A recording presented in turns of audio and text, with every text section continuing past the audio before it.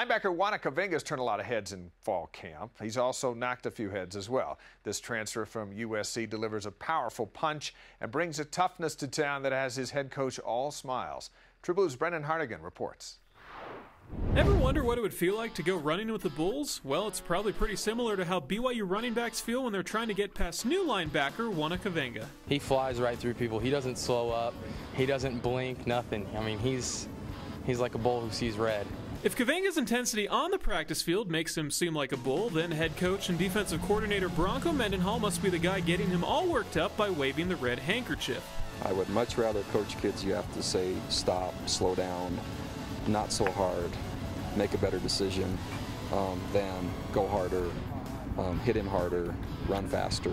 And Uona starts from that end of the speedometer where it's kind of full blast. And when a player like Kaveinga is always playing at full blast, you can't blame the man for making a few mistakes along the way. I had an incident earlier in camp where we're not supposed to go full contact. It was a touch period, but I ended up hitting somebody, so I got in trouble by him because he warned me already. Sometimes stuff just happens. Kavenga's right. Sometimes stuff just happens, which is why it took him so long to get here. He originally committed to BYU in high school and then changed his mind and chose USC. Fortunately for BYU fans, his desire to play in Provo came back. This is where I think he always wanted to come.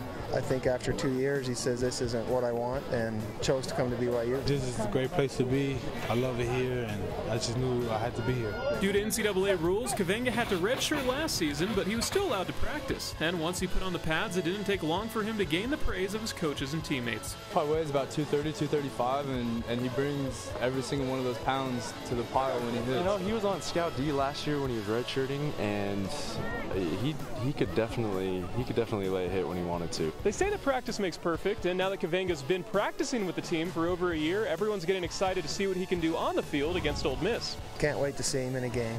Can't wait to see what he can do against someone else besides ourselves. Oh yeah, I'm excited. I try not to think about it a lot, but I'm excited. Hartigan, True Blue.